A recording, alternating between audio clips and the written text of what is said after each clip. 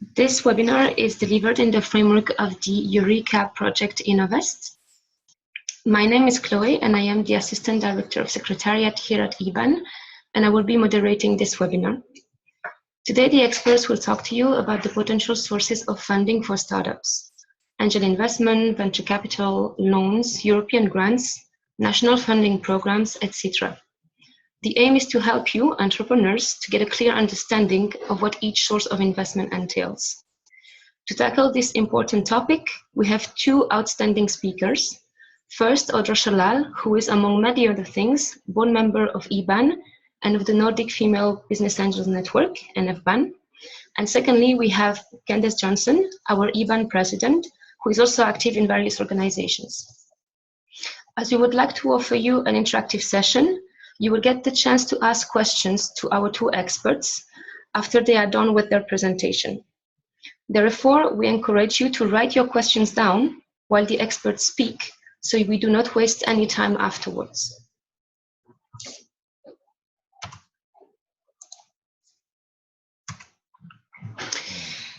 Before I give the floor to the speakers, I would like to kindly ask all participants the following. Please keep your webcam switched off. Please mute your microphone, only unmute it when you are requested to do so. Please do not share your screen. This webinar will be recorded and be made available on the nnovest website. Unmute yourself or use the chat to ask questions when the time comes. So this is what the Zoom platform should look like right now on your screen. As you can see on the bottom left, you have two buttons. One is to mute yourself. The other one is to stop your webcam.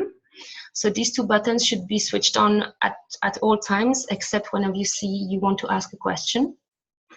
The other way to ask a question is to type it in the chat. So to open the chat box, you only need to click on the button which is a bit more on the right in the platform, and you can just ask the question there. Is there any question so far on the Zoom platform? Please feel free to ask right now. No? Okay, then that's great. I would like then to ask everyone to make sure that they are muted and that their webcam is switched off. Thank you.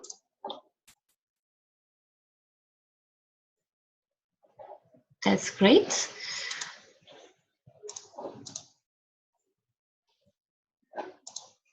Okay, then Audra, I would like to give you the floor so you can go ahead with your presentation.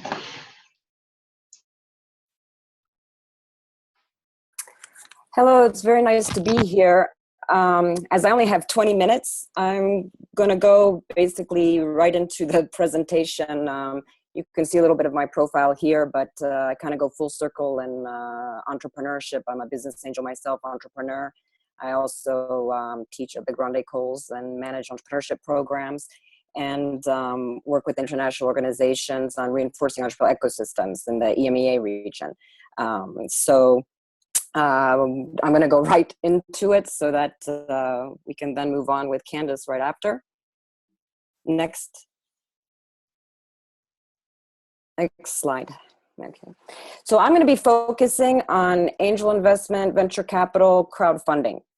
And as now we're starting to move in, as we're looking for access to finance, what is happening is there is a lot of finance out there, but for a lot of entrepreneurs, it's difficult to know which is the right time and which platform. Should we go into a crowdfunding platform? Should we go to business angels? When is the right time to go to VCs? When should we then move to the next stage? This is what we're going to talk about a little bit of what it is, who is it right for, and where to find it. Next. As you can see here, the evolution of the entrepreneur firm, the providers of finance throughout the evolution is basically, I'm not sure with some of you participants where you are in the stage of development, but as you can see, in the seed where there's higher risk when you are possibly having some financing in the beginning stages from, founders, friends, and family, and then moving more into the business angel stage. Now, between founders, friends, and family, and business angels, the crowdfunding platforms, which we'll discuss later, have been filling in that financing gap between the two. And then venture capitalists that usually come in for those second and third rounds of financing.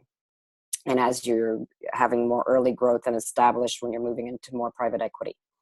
Next. So briefly, business angels, I'm sure many of you are more familiar with business angels than some 10 years ago. Put simply, an angel investor is someone who puts their own finance into the growth of a small business at an early stage, also potentially contributing their advice and business experience. They might be a wealthy, well-connected individual who's taken a personal liking to your product, a group of angel investors who club together in a network to fund startups, or even a friend or member of your family who's decided to put some money in. Usually you have serial entrepreneurs that they kind of want to give back to the community from what they had received. So you have quite a few serial entrepreneurs that are angels. They make their own decision about the investment, and in return for providing personal equity, they take shares in the business. The amount they invest is flexible. It could be a small amount to get you off the ground or a larger amount. While they can provide inside advice about your business, their job isn't to build up your company. And that's where I want to explain the difference between business angels and venture capitalists, because sometimes it can be a little bit blurred, the entrepreneur, because now that we have more micro VCs and they're kind of moving down where some VCs, firms are investing starting from 600,000 euro and up.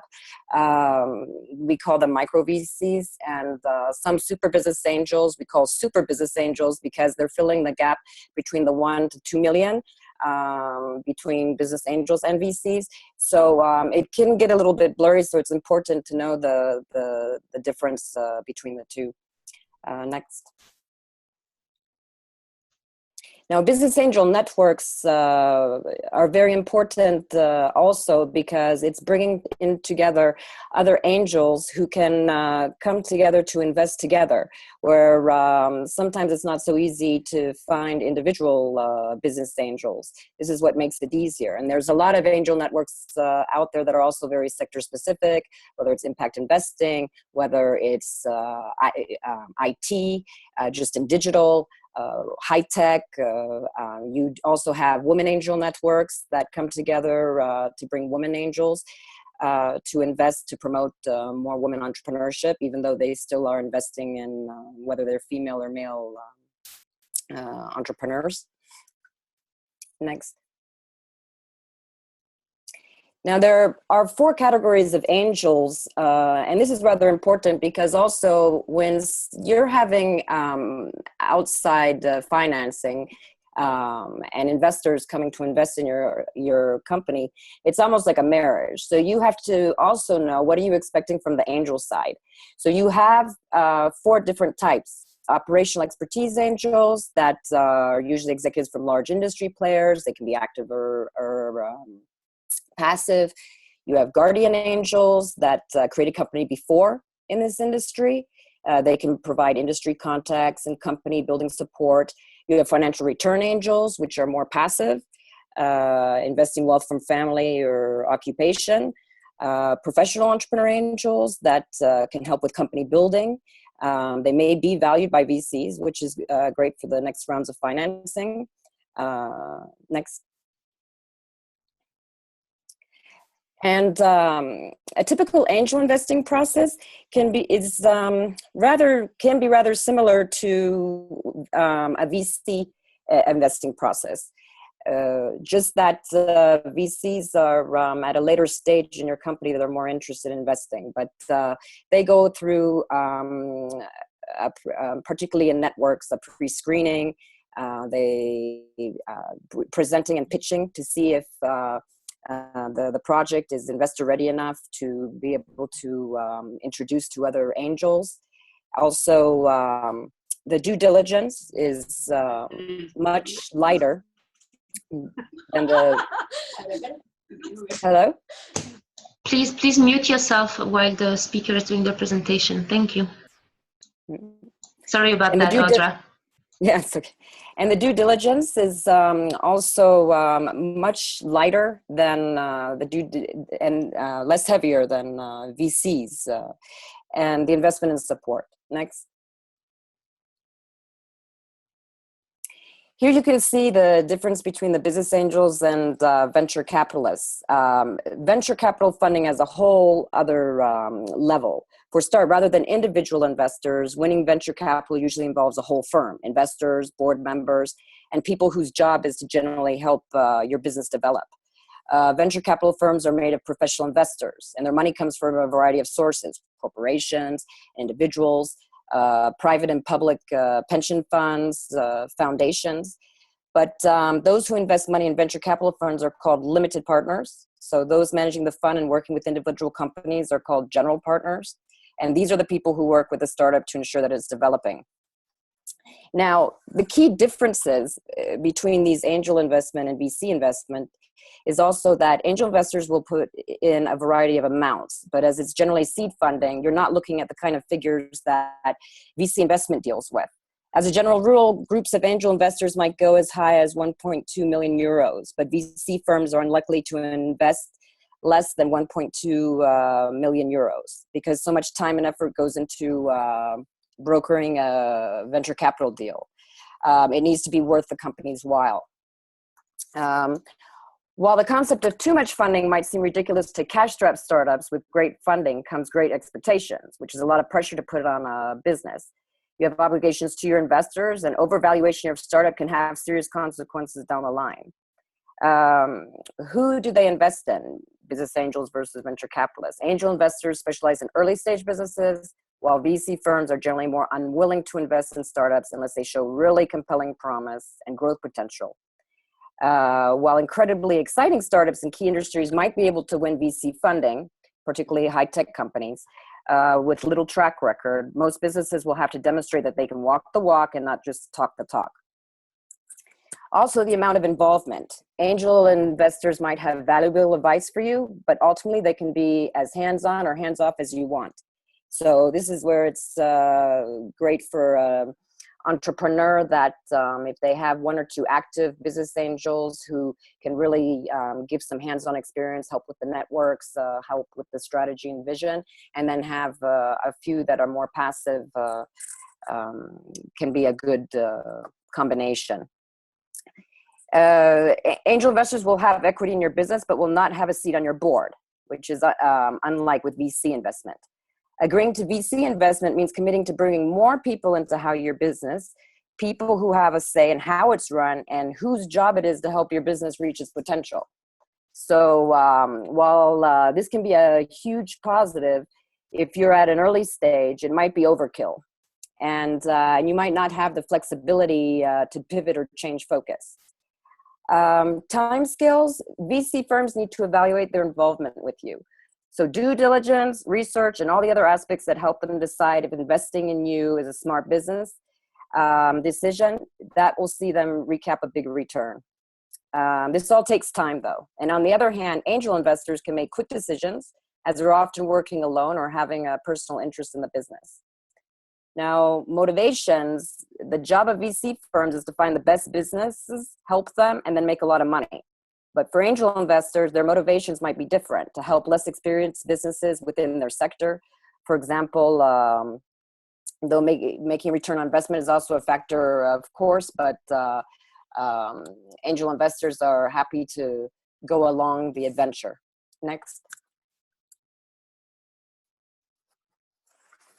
So I had already discussed with you the venture capital, and the venture capital operating model focuses on these 5 main specific things: raising a large amount of capital from institutional investors, assembling a set of experienced partners, as I said, extensive due diligence, strong governance, and managing own resources. Next. Okay, crowdfunding. Now, we crowdfunding, as you know, has become a new form of alternative finance, but many entrepreneurs are a little bit skeptical if when is the right time to go to a crowdfunding platform? Should they? Will this actually set off angel investors wanting to invest because they've had some investment coming from a crowdfunding platform? Will this affect them in the later stages of finance? So there are 3 different types of crowdfunding platforms. Next. Which is reward-based, equity, and debt. I actually want to focus a little bit more on the equity crowdfunding because quite a few entrepreneurs are rather interested to know that if they were to take part in an equity crowdfunding platform, how would they be able to collaborate with other angel investors? So as we're increasingly consulting whether it would be better for startups to assemble financial resources through crowdfunding and also reward-based like Kickstarter through angel investors, how to sequence each funding mode. An alternative route is to combine both modes by financing through a crowd of angels or equity-based crowdfunding. While rewards-based crowdfunding is already widely known, little is still known about equity-based crowdfunding. And actually, the UK Business Angel Association, there was a recent study that said that that business angels, about 44% of business angels co-invest alongside crowdfunding platforms, which is indicating the strong growth of this type of financing. So actually, this is very complementary. You do have more business angel networks that are actually forming partnerships with crowdfunding equity platforms.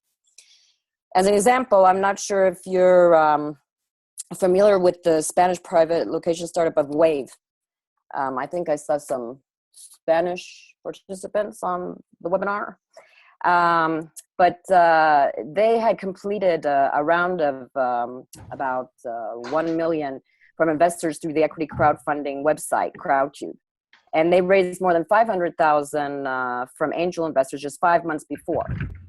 So those Wave angel investors also took part on the Crowdcube round, which shows 2 important aspects. Crowd equity is not only for startups in very early stages, and the boundaries between prototypical types of investors are blurring. But next.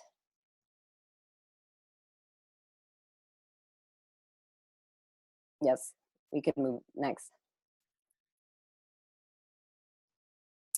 So as showing the different platforms of reward-based, equity-based microfinance, reward-based that are like Kickstarter and Indiegogo, and Kickstarter is kind of like an all or nothing, if you've received the max amount of funding or not, and Indiegogo is kind of a take-it-all type platform. As I say, there's also microfinance, micro-lending, peer-to-peer. I'm focusing a little bit more on the equity-based so that you can see more of the complementary aspects. Next. Now, just to quickly also, Chloe can share the slides with you afterwards, is the crowdfunding process, because to tell you a quick little story in the very few minutes I have, but a quick story is that at Polytechnique, I had 2 of my students who were working on a project. Actually, some of you might be aware of them. They started the company Print, P-R-Y-N-T, and it was basically kind of like a case for the phone where you can, it's like a Polaroid where you can print out photos and things and share them with your friends right away from your phone. And I was coaching them, and they were in my entrepreneurship program, and they came to me and said that, hey, we have the 3 super business angels in France, Marc Simoncini and Grandjean and Xavier Niel, and they said, oh, they're going to put 250,000 euros in for 30%. And I said, oh, okay. And they go, well, isn't that exciting? And I said, yeah, but you didn't finish your first prototype version. It's basically not workable at the moment. You haven't actually have any traction. You don't even know, you haven't even kind of felt out the market yet. I think it's better to wait to get some more traction, to work on the next version of the prototype, so that your valuation is set. And they said, well, these investors, these super business angels, we may never have a chance. And I said, well, at this point in the stage, your valuation is not going to look great because you haven't had enough traction. So I said, but I'm your coach and I'm your teacher. So in the end, it's for you to make the decision. Well, in the end, they ended up going to an accelerator, a hardware accelerator, and worked on their prototype. And they decided that they were going to go on, because I had mentioned to them about how it'd be good to get a feel of the market. So they went on to Kickstarter. And for France, they were basically a success story, because on Kickstarter, in just a week and a half, they ended up raising 1.5 million euros. So they were excited, and they had also showed the market. So later, when they went to Silicon Valley to develop and start commercializing the product, that's when they had a lot of other angels in their next rounds of financing, seeing the credibility, the traction, the marketing, the prototype, and wanting to help them accelerate and get them ahead of the competition. So depending on what type of company you have, a Kickstarter or Indiegogo for a reward base could be worth it, but it really depends on your type of company. Next. So what's very important is some of the issues associated with running such a campaign in equity crowdfunding is, for example, your size of investment round and stage financing. For smaller rounds of financing, crowd equity can be an important vehicle for bridging the gap between VC funding. Ultimately, a stage approach can ensure retaining a high level of ownership. VCs and angels tend to push entrepreneurs to accept more money than they currently need at higher dilution. Ideally, the startup brings a strong lead investor, an angel, to the crowd equity round to leverage commitment and reputation. An important aspect, however, is to get commitment for follow-on investments, usually at higher amounts. There is some concern about the ability of equity crowdfunders to participate in larger rounds. Signaling. What I mean by signaling is that successful and well-executed campaigns can send a very strong message to the market and give you attention among investors for later rounds. The marketplace is a central tool for promoting your campaign and is visible to all registered users. At the same time, failed campaigns are visible to everyone, while failed negotiations with angels and VCs are not. So some entrepreneurs fear that listing on the marketplace may affect their reputation, as investors may think that startups list on the website only if they're unable to attract funding through other sources. But having a strong lead investor and the majority of funds of a round already committed help attain these concerns. Now, speed is meaning speeding up the deal through a platform. Now, a good crowd equity fundraising process can take 3 months from the time you approach the platform until the deal is complete. Though a longer negotiation period during platform entry or complications at any stage might lengthen the process. Costs associated with the process include upfront expenses for signing up to the platform and success fees that are usually around 4 to 5%. There's also an administration cost. Managing the campaign requires marketing. Okay, that's my time is almost up. Also, diversity of investors. A broad range of investors may promote the startup in another country. That is something that can be of a positive. While entrepreneurs can also adjust their pitch towards the preferences of the investors offline, they cannot do so online, though. The legal burdens. You may plan to raise funds from a platform in another country. However, crowd equity is regulated at a national level, and depending on the country, laws are applied very differently to companies and also investors. So that's something also to think about. And then imitation concerns. You can protect your IP through pre-sales. If your product is not patent protectable and you fear being copied by larger and faster to market corporates, pre-sales can be used as a defensive tool. Next. So this is just briefly, Chloe will share the slides with you on when you're looking for money to start a company, on whether it's a reward-based platform, equity platform, or debt platform. These are the type of questions you would want to ask yourself. Next.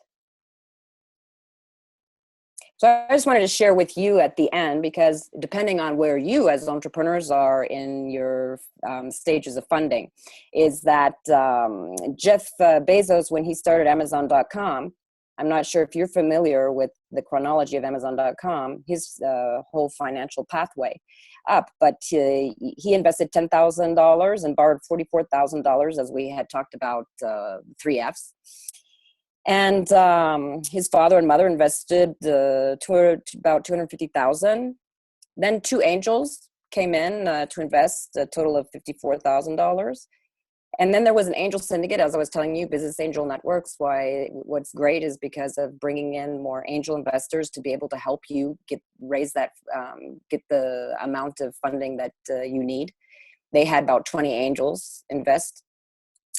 And then, of course, some of his siblings thought, wow, I think I need to get into this too. So they invested some money afterwards. And this is when they came to this stage of venture capitalists, where they had two venture capital funds investing $8 million. And then moving into IPO, and then later loan and bond issue. And that's where Candace will be talking more about the other sources of funding, and also in these later stages.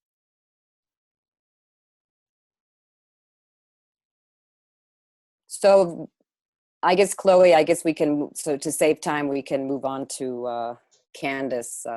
All right. Thank you very much, Chodra, for the presentation and the useful tips. So as you said, this will be made available for the entrepreneurs online, so they can obviously reread and re-listen to this. So Candace? Yes, first of all, thank you so much, Audra. I hope everybody realizes what an amazing feat Audra did to present all of this in literally 20 minutes. It was absolutely great, and indeed make certain that you do get the slides. I learned a lot myself too, and the anecdotes are great fun, Audra. So I wanted to take a little bit different tack, because I am a high-tech entrepreneur. And I know that all of you are also high-tech entrepreneurs. So my big thing is basically satellites. I founded SES and built it to become the largest satellite system in the world. So that was satellite television. I did satellite telecommunications with L'Oréal Teleport Europe. I did satellite mobile communications with Iridium. I did satellite internet with Europe Online, which was not only the world's first broadband internet service, but it was also the first internet online service. And so, and then today, I continue to do satellites because I like them. So I'm an investor and entrepreneur in Pacific, the bringing high throughput internet to islands in the Pacific. And I put together a group of women called OWNSAT, Oceania Women's Network Satellite, to become one of the largest investors in Pacific. I am working on Earth observation, Earth intelligence, and space situation awareness, everything having to do with collecting data and then making it via satellite and then making it available to every single person, be it agriculture, ONG, oil and gas, weather, you name it. I'm also actually a strategic investor in Planetary Resources. You may have heard about it. This is one of the companies that is doing asteroid mining. And I think there that, even though the goal may be a little bit far off, the journey to the goal, trying to get to those asteroids, etc., and bringing it back will be very interesting, and that we will be developing a lot of technologies around that. Concerning launchers, I put together the deal to make Khrushchev in Russia and Lockheed Martin in the United States. It was after the wall fell down, because beforehand it wasn't allowed to do transfers of technologies between the Soviet Union and the Occidental countries. So this was after the wall. It was the first cooperation in space using transfer of technology. And at the moment, I'm also now doing a microsatellite launcher for all of the microsats, constellations, if you've heard about Planet, etc. So the reason I'm telling you this is because, so many times I've met high-tech entrepreneurs, and they say, well, you really don't understand. And I go, well, yes, I do. And maybe you haven't read my CV. So I very much understand where you are coming from, that you have a fantastic invention, but an invention needs to become market-oriented innovation. And even though all of these projects were very, very technical in nature, I always had them have a vision. So with Astra, Société Européenne des Satellites, the Astra television, which covers all of Europe, and what was the vision? The vision was bringing freedom of choice in television viewing to all European citizens. That was the vision. Everybody could relate to that. With Europe Online, we were the first online service in the world to use the internet protocol. And I had actually gotten to know the benefits of the internet protocol when I had done my second company, which was L'Oréal Teleport Europe. Actually, when I started, it was just Teleport Europe. It then had an exit and was bought by L'Oréal. But when we were doing Teleport Europe, which was basically satellite corporate networks, and this was at a time when we were not supposed to be able, private operators were not supposed to be able to do voice, but we were using modems that allowed us to do data and digital voice. And so I saw everything that the IP protocol could do: video, voice, data, you name it. And I said, we could use this for mothers to communicate with mothers. And my vision at that time actually was that, a mother would speak into a computer in her own language, and then the other mother, in another country, would respond in her own language, and of course they would be able to understand each other perfectly. So it was a little bit ahead of its time. I started Europe Online in 1994. I started SES Astra in 1983. So you can figure out I'm quite old. I started Teleport Europe in 1990. Teleport Europe in 1990. So and with Teleport Europe, it was also that, when the wall fell down, corporations needed to be able to have pan-European networks. And at that time, they did not have that. So you always need to have a vision. And whatever your technology is, please do think about having that vision. Next slide, please. And then I know that, this is not supposed to be an investment ready seminar. We do those, and I think many of you have taken part in them. But to be honest, you must, if we're talking about possible sources of investment, you absolutely need to be investment ready. You need to have all of the documentation, all of the shareholder agreements, all of your IP, very, very important. When you are trying to, convince somebody to invest in you, you need to show them that you have, asked for your IP, you asked for your patent, that what stage are you in? All of this, very, very important. And then also you need to have, a value proposition. What is your unfair advantage? Here again, when we first started Astra, everybody was building these high-powered satellite systems with 250 watt traveling wave tubes. We had a satellite that had traveling wave tubes of 25 watts. Now, but we were going into the same size dish that the people were using for 250 watts. What was the unfair advantage? Our unfair advantage was that we knew that the gallium arsenide LNBs, low noise block-down converters, so in other words, gallium arsenide was being put into the outdoor receiving equipment, and it was making receiving the signals 10 times easier. And so you could use a 60 centimeter dish to receive a signal that was only 25 watts as opposed to a 60 centimeter dish that was 250 watts.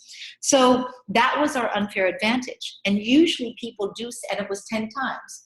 And my father, who was a great entrepreneur and investor and venture capitalist, etc., he always said, you need to have an unfair advantage of about 10 times, because people, so people are always, there ready to surpass you. So, whether it's 10 times cheaper, 10 times quicker, 10 times more efficient, whatever, that factor of 10 in your invention can make you have it also be an innovation. And then, if you do have that, if you have a really, really good value proposition, if you can show that this invention really is going to be a market innovation, then you will have everybody begging at your steps. Recently here again in the field of reception, but in material science and in meta materials, you may have heard of this new company called OneWeb, which is going to be doing 777 satellites to cover all of the world and provide connectivity, also to moving objects. So, and the big, quite frankly, since I did Iridium, which was 77 satellites, to me, OneWeb is not at all innovative. But what is innovative is that they are working together with a company called Kymeta, Kymeta, which is this meta materials technology company. And so it allows people to actually wear an antenna, so wearable antennas on cars. So the cars will have, it can be molded, it can fit into the roof, whatever. So that is the innovation. The OneWeb itself is not the innovation. So and everybody's just throwing money at this project. So now a lot of people forget what really is the best source of investment. And Audra was talking about the ability that angels were very good and crowdfunding was very good because you did not give up a lot of equity. And actually, the best investment or the best source of money is for you to be able to do sales. If you can find a customer who is wanting to use your invention and to really bring it to the marketplace, then this is then you can do what I call a transformational deal.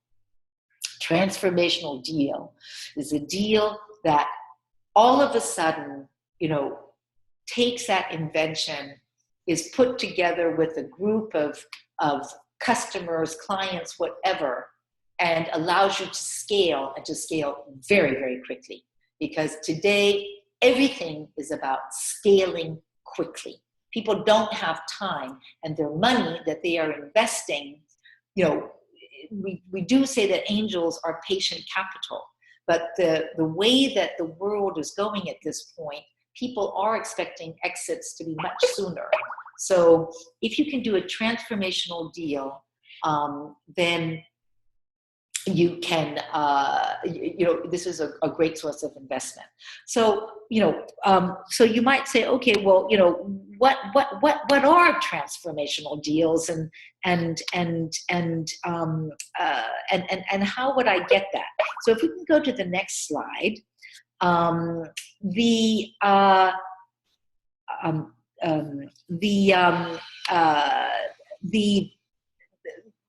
for most of you, who are high tech, it is difficult to find someone who really is going to invest in you. Now, angels are increasingly getting more and more interested in science and investing in science. And this is something that, people didn't understand, that angels, because they have a little bit more patient capital, really are very interested to invest in science. Okay, he has to wait. So just 1 minute, please, everyone. Yeah, sorry. Okay, so I'm back. Yes, you're back. Yes. Yeah. So who would be, so my goal, my suggestion is always to find a client. If you're a pharmaceutical, try to find, Johnson & Johnson or somebody like this. If you're an engineering company, try to find Siemens. If you're a software company, try to get, SAP or Cisco or, Atos or whatever, to say that if you had a certain amount of money, that they would then buy the equipment from you, or buy the software, or buy the service from you. Once you have that, and this is very important because it is market validation, and you need to have market validation. So once you have that, you can then go to a number of sources. So who would those sources be? Increasingly today, family offices are getting into investing, and they are interested in making an impact. We at EBON, we have the impact investment community, and it is made up. It is all for profit, but it is made up of a lot of family offices who are interested in literally ensuring the next generation. But you can only go to those family offices. In fact, you can really only go to anybody to ask for third-party investment if you have all of your documentation, your IP patents, and your value proposition, and a possible transformational deal. Now, one thing that, and I'm here at the Mobile World Congress, which is really fun in Barcelona. And last night, we had the Global Telecom Women's Network board dinner. And I was seated next to Anne Glover, who is a scientist herself. She was the founder and is the founder and CEO of Amadeus Investment. And she was the president of EVCA, the European Venture Capital Association, which is now called Invest Europe. And so the two of us had worked together when I became president. We've known each other she's a member of the board of the Global Telecom Women's Network, so we've known each other for 20 years. And so, when I came to be president of EBON, I called her up and I said, hey, look, we have to do something. And so we put together an idea for a European Innovation Fund. And we're very, very happy to say, as a result of the hard work of EVCA, which is now called Invest Europe, and EBON, the European Commission has decided to put in place an innovation, I called it here Research and Development Fund, but it is really an innovation research and development fund. And this will be 1 billion euros, and a lot of it will be devoted to science. So, this is a great, it only took 7 years to get this to fruition, because other people tried to do it beforehand, but the current Commissioner Muedas, is very open to this type of thing. So so now also, what we're also working on are pension funds and insurance funds. In the United States, pension funds allocate about 6% of their money to invest in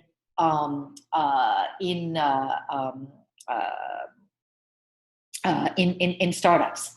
And unfortunately, in Europe, if there is a pension fund, which there are not too many, but if there is a pension fund, they're actually not allowed to invest in startups, which is just, of course, ridiculous. So increasingly, we're trying to work on that too, but the insurance companies are realizing as well. Now, why are insurance companies? Well, let me tell you, we at EBA, we've also started now InsurTech.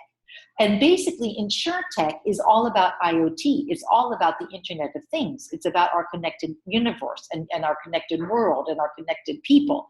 So insurance companies are now starting their own, and they have, I remember one time I sat next to the chairman of Allianz Insurance. And this was 20 years ago. He said, I have a really big problem 20 years ago. I said, what's your problem? And he said, I have to invest wisely every single day, 300 million euros a day. So these are huge opportunities for people who really do have a value proposition. And then increasingly we are seeing, this is something here again that we at EBAN have been working on, and that is to get more and more corporations involved in funding and in doing transformational deals with high-tech startups. And so we have Cisco, we have Amadeus, we have Airbus, we have the BNP Paribas, so the banking for the fintech. And increasingly, you also see now Siemens has the Siemens Venture Capital Group, the AXA, Airbus Ventures, these are their own venture capital groups. And so here again, if you have a value proposition and you can go to them and you can say, this is my innovation, because all of these people are looking for innovation. And very many of them realize today with, open source innovation, etc., that they cannot have their own R&D companies. It's ridiculous. It costs too much, and quite frankly, they're walled gardens. So this is very good. Same thing here. Partnering, as I mentioned before, partnering with large corporations. That is something that is very important to do because they will help you. So then going right along to the next slide, if we may. So now, of course, there are public funds. So, here again, I'm a free marketeer. I like private investment.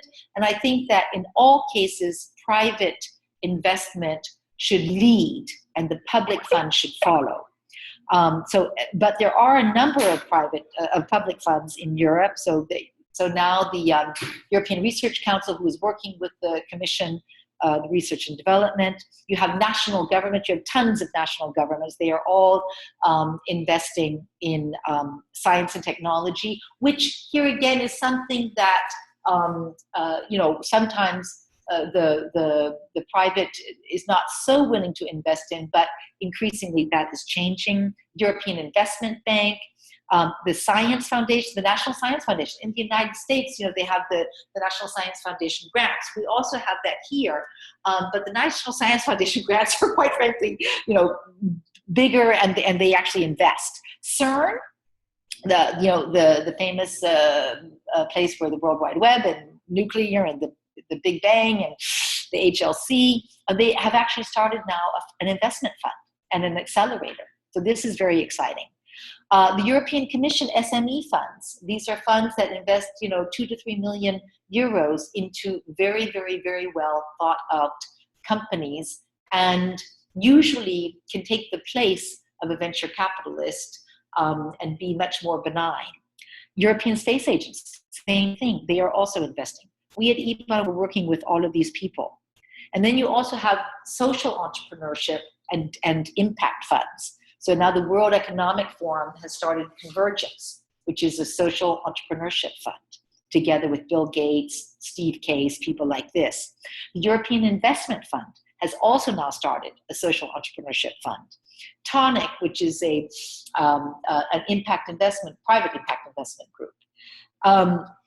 So, I'll finish now by just saying, really, the most important thing for you is indeed to make certain that what you are inventing really does have a possibility to bring about, positive change, to have value creation, and that you figure out who is going to benefit the most from this, and that you then go to that person, try to do a company, government, whatever, do a transformational deal, and then and that will make your getting funding very, very much easier. So that's it for today. Thank you very much, Candice. Thank you. So now we go to the questions of the entrepreneurs, if we have any. So I will take my list now. So as I showed you at the beginning of the webinar, you can just unmute yourself to ask your question or ask it in the chat, as I showed at the beginning. Yeah, if I may, because I do have to go. If Yep. anybody has, I can have about 2 more minutes here. If anybody does have a question for me, I see what's in the chat is more for Barbara in any case. But does anybody have a question? And also, I do Saturday morning Skypes for entrepreneurs. I'm quite religious about it. I have a long list, but if you would like, you can let Chloe know. I offered this at an ASA webinar, and I think out of the 20 people that were attending, I think 6 of them signed up for a Skype. So an individual Skype is for 1 hour Saturday morning. Okay, that's great. Thank you, Candice. So do we have any questions for Candice? I see that Ari has unmuted himself, so maybe you have a question? No? Okay, that's something in the chat. So from Juan Iseta, question 1, our business is not close to break even, approximately 3 years away. Crowdfunds are crowdfunding the right platform? Are they open for 2 consecutive rounds? So that would be your first question. Maybe for Audra, as you tackled the crowdfunding topic. Yes, I would say that it really depends on the amount of traction you have. Even if you're not completely close to break even, you're approximately 3 years away. So actually, could you tell me, Juan, how much traction you have already in these 3 years?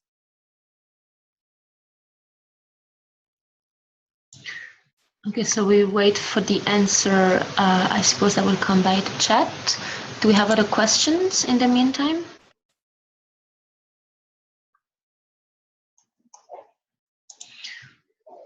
Yes, Juan, more details about traction, if you can give some. So starting in 2-3 months. Okay, so, and what type of company?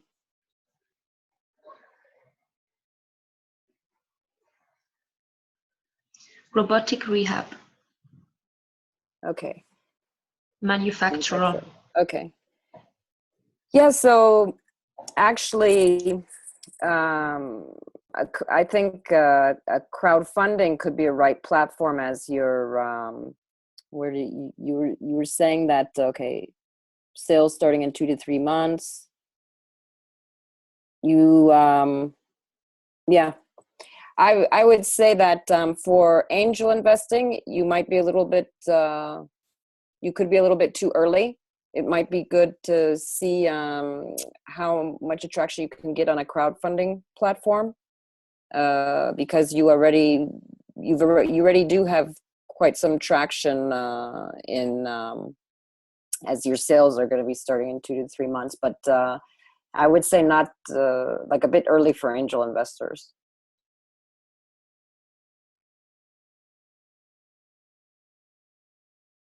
Okay, so question 2 is how, okay, I'm not sure I understand that one. Is it like how do crowdfunders and early stage? Yeah, okay, great. Yeah, how to you can see blend the question. That's crowdfunding, great. yeah. And early stage VCs is you know, as I always give you an example of Wave. I'm not sure. Are you familiar with Wave? Because your name looks Spanish.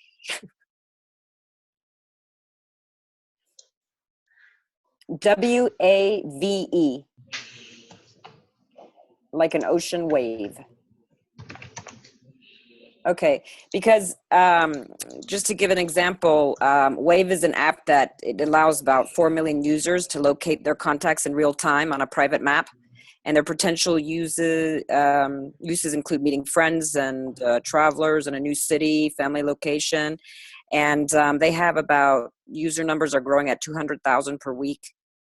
And data sales are driving revenue. So Wave is where I said that their target was about 520,000 euros, and they ended up raising 718,000 euros. And actually, angel investors, 5 months before they went on the crowdfunding platform, actually they got 500,000 euros from angel investors.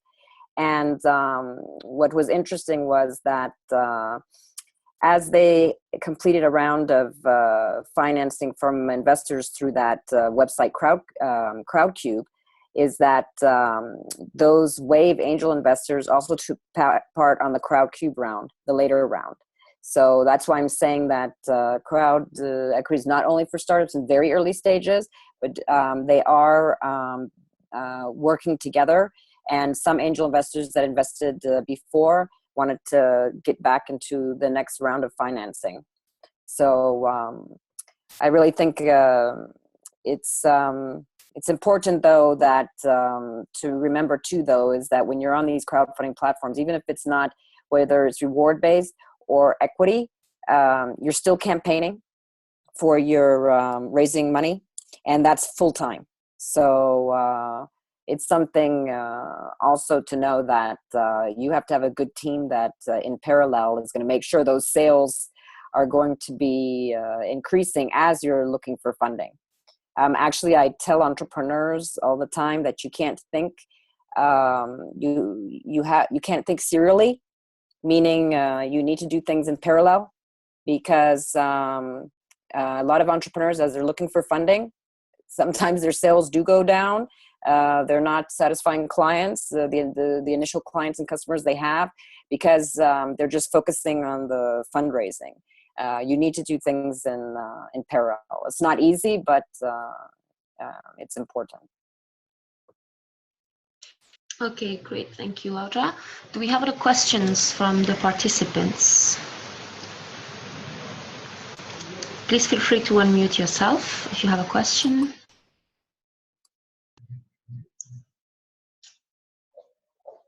Okay, so it seems like we have no questions.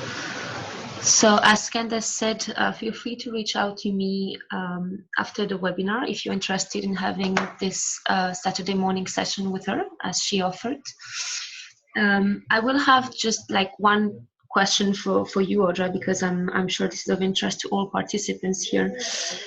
What is the typical amount that Business Angel invests, and which sectors are they really interested in, like, nowadays? So can you basically just give a brief overview of these two? Yes. Angel investors usually invest between, I'd say 100,000, 50,000 to 600,000, but meaning like a group of angel investors. You have more angel investors individually investing, particularly in Europe, more smaller tickets between 10,000 to 50,000. The highest 100,000 an individual. But that's why having angel networks and angel investors grouping together helps raise those funds, having 3 or 4 angel investors. What was the next The question? sector, the sector in which they invest the most. And angel investors, you have a lot of investors very interested in impact investing, where they want the company to be a profitable business, but also with a social impact. So whether it's the environment, education, health, you have quite a large group of investors that are interested in impact investing. But, we're moving into a new economy. And as we're moving more and more into the digital world, and actually we talk about piercing through a glass ceiling. Now we're trying to pierce through a digital ceiling. Is that you have a lot of angel investors that are interested in the digital ICT sector. It depends also, as I was saying, a lot of networks you have, like we have here in France, IT angels, where they invest just in IT digital. In one of the angel networks in France, Business Angel des Grandes Écoles, that I'm on the board, are more high tech. So you do have angel investors, though, because of so many, seeing quite a few deal flow, is that some feel that if are very interested in the industrial sector, feeling that if there's a niche with this, with a high value added, this unique, a very unique, innovative positioning of your company that's compared to other companies, this is something they kind of want to look for. But you have, for example, more and more angel investors are actually diversifying their portfolios. So even if they're more towards high tech or more in digital, biotech, medtech,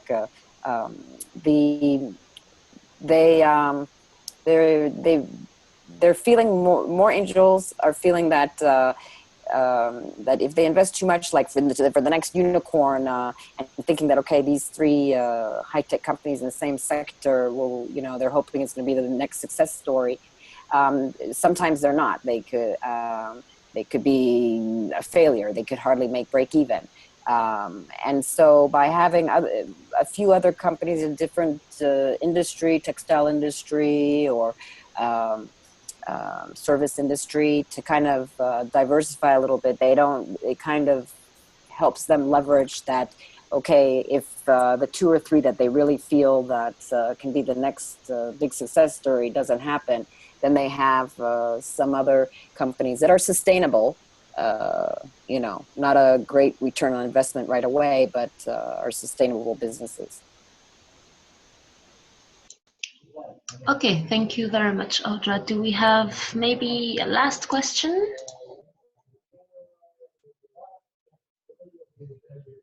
It seems like not. So, perfect. I would just like to take just a couple more minutes of your time to finish this webinar. So what's next with Innovest?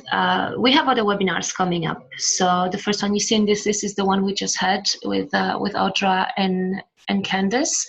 We will then have on the 8th of March another webinar on planning the fundraising through an effective process.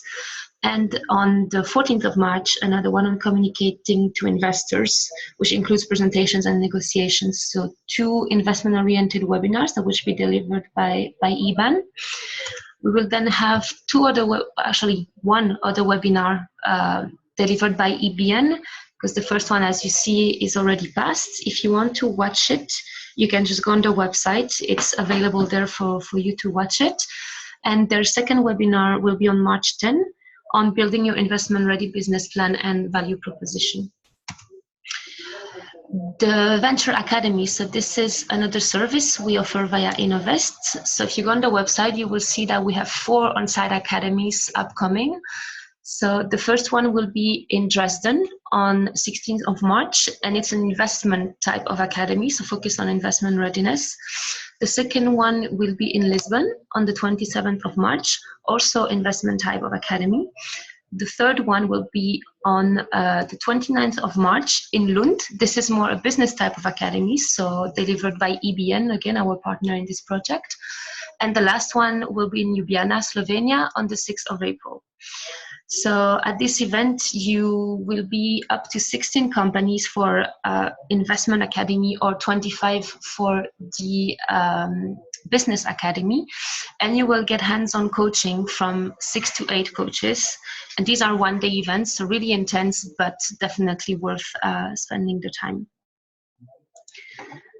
So I see there is a question. Okay, so Juan, if you saw the message of Audra, you can feel free to contact her about your company if you need to. Okay, I'll just quickly go on here on the presentation. So this is another service we offer via nnovest, which is the profile qualification. So you register on the nnovest website, where you will have a panel of experts, that will be evaluating based on 6 criteria how you compare to peer entrepreneurs. So the 6 criteria are the business potential, the team experience, the product merit, the competitive position, the investment/partnership interest, and the project profile quality. So this is very helpful, obviously, for you to get an evaluation of where you stand. And most importantly, based on this company profile, you can be selected either for this one-to-one mentoring just now, or for the venture forum that I will explain later. This one-to-one mentoring, so 35 companies will be selected to have from 4 to 8 hours one-to-one mentoring with experts such as Audra or Candice today. And you will be focusing on various topics of your choice, which can be value proposition, customer segmentation, business model, strategic partnership, or sourcing and sales, or scaling up. So this is also very helpful, obviously, because you really get hands-on feedback from a very experienced mentor. And last but not least, this is the nnovest Venture Forum, the flagship event of the program. It will take place in Barcelona, Spain, from May 18th to 19th.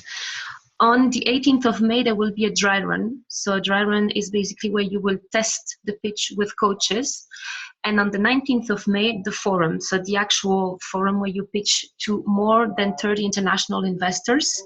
As I said, 30 companies will be selected to go to Barcelona, and it will be focused on 3 streams, so ICT, life sciences, and clean tech.